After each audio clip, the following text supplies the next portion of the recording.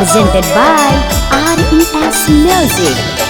खेल जलाई बदनिया पिया होले क्या डबल चली गरिया कहिया करब।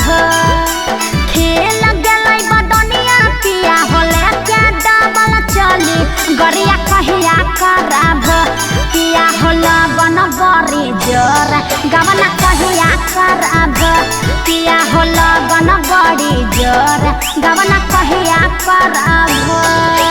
बीत गेलै फागुनवा रानी गे चढ़लै बैसाखावा गड़िया धर ले बौगे।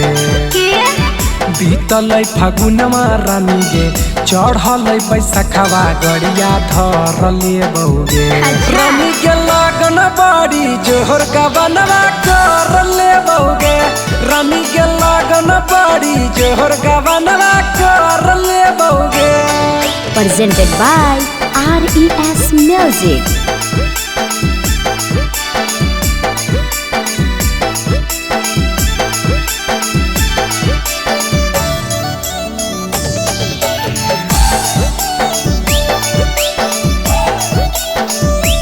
अजय से कह कलो जी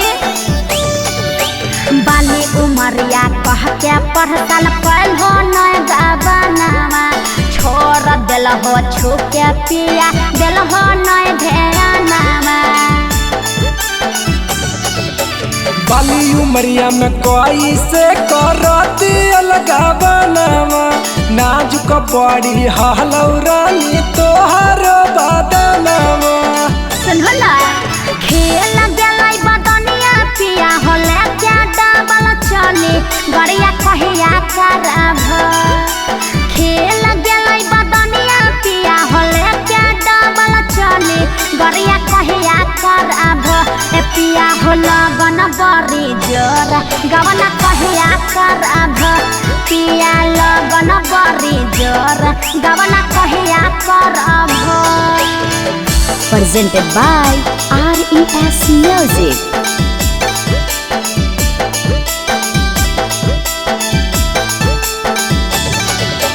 करे पर दहसरानी होबे नैना राजगे चोली बदली देहबो या सो कहौ दीपक राजगे। सुनो ना कसम से करे चढ़ल जवनिया राजा जी हमार हो गवना करे आ बहाली लाला सूज तलाल हो। बीत गेलै फागुन मागे रानी चढ़ गेल बैसाखावा गड़िया धर ले बौगे।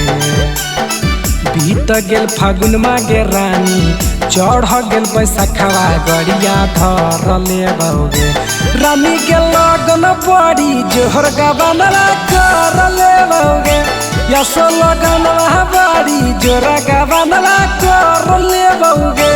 Presented by RES Music.